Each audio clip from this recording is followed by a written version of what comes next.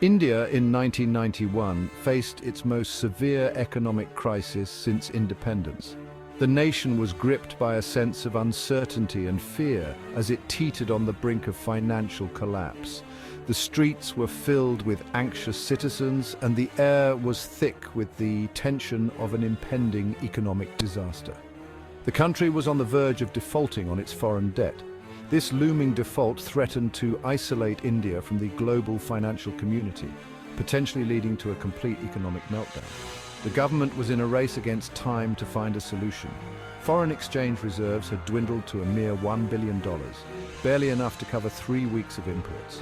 This alarming depletion of reserves meant that India could not afford to pay for essential goods like oil, machinery and food, which were crucial for the country's functioning. The situation was dire, demanding immediate and decisive action. The government convened emergency meetings and the parliament was in crisis mode, working around the clock to devise a strategy to pull the nation back from the brink. The crisis was the culmination of decades of socialist policies that had stifled economic growth and innovation. These policies, while well-intentioned, had created a rigid economic structure that was unable to adapt to the changing global landscape. India's economy was characterized by excessive bureaucracy, a burdensome public sector, and stringent regulations that hindered private enterprise. The red tape and inefficiencies had made it difficult for businesses to thrive, leading to stagnation and a lack of competitiveness. The government's control over vast swathes of the economy had created inefficiencies and discouraged foreign investment. Potential investors were wary of the unpredictable regulatory environment and the lack of transparency in the economic policies. Faced with this unprecedented crisis, India was compelled to turn to the International Monetary Fund, or IMF, for assistance. This move was seen as a last resort, as it came with significant political and economic implications. The IMF agreed to provide a loan package, but with stringent conditions attached. These conditions required India to undertake substantial economic reforms, which were aimed at liberalizing the economy and making it more market-oriented. These conditions, known as structural adjustment programs, mandated that India implement sweeping economic reforms. These reforms included reducing government control, opening up the economy to foreign investment, and promoting private enterprise. The crisis of 1991 served as a wake-up call for India. It highlighted the urgent need for a shift in economic policy and the importance of integrating with the global economy. It exposed the vulnerabilities of its closed and inward-looking economic model. The crisis underscored the necessity for India to embrace globalization and adopt a more open and competitive economic framework. The need for fundamental change was undeniable, paving the way for the historic reforms that would transform India's economic landscape.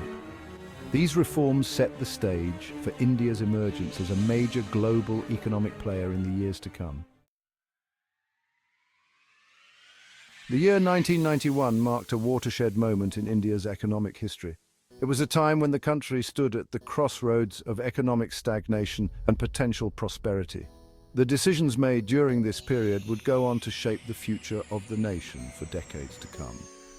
Under the visionary leadership of Prime Minister P.V. Narasimha Rao and the astute economic strategies of Finance Minister Manmohan Singh, India embarked on a transformative path of liberalization, privatization, and globalization.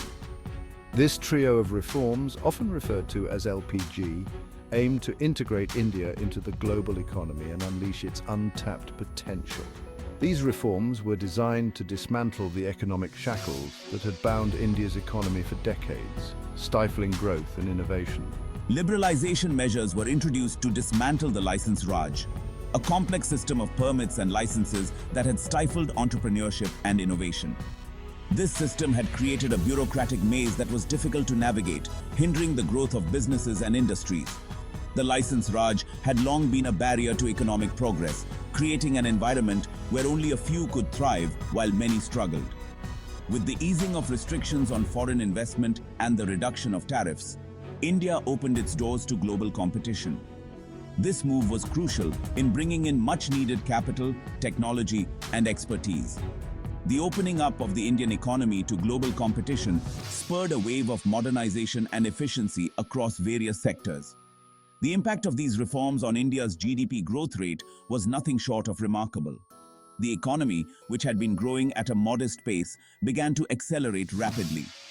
From an average growth rate of around 5% in the 1980s, India's economy surged to an average of over 7% in the 1990s and 2000s. This period of high growth was characterized by significant advancements in infrastructure, technology, and industrial output. The reforms unleashed a wave of entrepreneurship and investment, creating a vibrant ecosystem for startups and new ventures. This entrepreneurial spirit propelled India onto a high-growth trajectory, transforming its cities and industries. The liberalization of the Indian economy marked a paradigm shift. It was a bold move that signaled a departure from the socialist policies of the past and embraced the principles of free markets and global integration.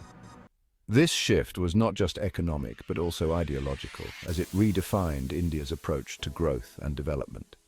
This shift would have profound implications for India's economic and social fabric in the decades to come, laying the foundation for a more prosperous and dynamic nation.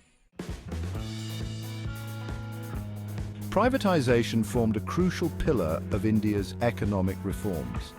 This shift marked a significant departure from the earlier socialist-inspired economic policies that had dominated the country since its independence in 1947. The government recognized that the public sector, burdened by inefficiencies and losses, was dragging down the economy. Many of these enterprises were operating with outdated technology and were unable to compete in a rapidly globalizing market.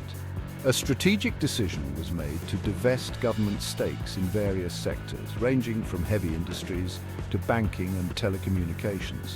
This move was aimed at injecting much-needed capital and expertise into these sectors.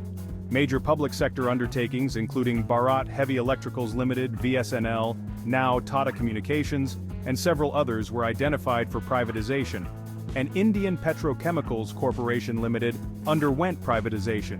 These companies were restructured to improve their operational efficiency and market competitiveness. The government adopted a multi-pronged approach, including the sale of equity stakes through public offerings and strategic sales to private investors. This approach was designed to attract both domestic and international investors. The privatization drive aimed to achieve multiple objectives. It was not just about selling off assets, but also about transforming the economic landscape of the country. Firstly, it sought to improve the efficiency and competitiveness of these enterprises by introducing private sector management practices. This included better governance, accountability, and a focus on profitability. Secondly, it aimed to generate revenue for the government, which could then be used to fund social sector programs or reduce fiscal deficits. The funds raised were crucial for investing in infrastructure, education, and healthcare. The privatization process, however, was not without its critics. There were widespread concerns about the social impact of these reforms. Concerns were raised about potential job losses and the possibility of crony capitalism. Critics argued that privatization could lead to monopolies and the concentration of wealth in the hands of a few. Nevertheless, privatization played a significant role in restructuring India's economic landscape, reducing the role of the state and fostering the growth of the private sector. It paved the way for a more dynamic and resilient economy, capable of competing on the global stage. Section 4. Embracing the world, India's globalization drive. Globalization formed the third pillar of India's economic reforms. Recognizing the limitations of a closed economy, India sought to integrate itself into the global marketplace. Trade barriers were dismantled and foreign investment was actively encouraged. One of the most significant indicators of India's globalization drive was the sharp increase in its trade to GDP ratio. From around 16% in 1991, this ratio surged to over 50% by 2010, reflecting India's growing interconnectedness with the global economy. The influx of foreign investment brought in much-needed capital and technology. Multinational corporations set up operations in India, attracted by its vast consumer market and skilled workforce. This led to the creation of new jobs and the transfer of knowledge and expertise. Globalization, however, also presented challenges. Indian companies faced stiff competition from global players, and some sectors struggled to adapt to the new realities of a globalized marketplace. Nevertheless, India's embrace of globalization played a pivotal role in its economic transformation. Section 5, the rise of the consumer, India's expanding middle class. One of the most significant social and economic consequences of India's economic reforms was the rise of a vast and aspirational middle class. As incomes rose and consumer goods became more affordable, a new generation of Indian consumers emerged, eager to embrace a better lifestyle. The expanding middle class became a powerful engine of economic growth. Demand for consumer durables, automobiles, housing, and lifestyle products surged, fueling the expansion of various industries. The retail sector witnessed a boom with the emergence of modern supermarkets, shopping malls, and e-commerce platforms. The rise of the middle class also had profound implications for India's social fabric.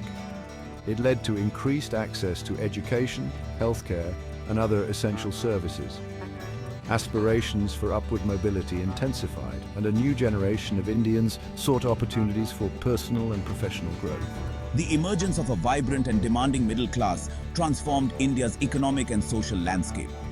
It created a virtuous cycle of growth, consumption, and aspiration, propelling India's economic miracle.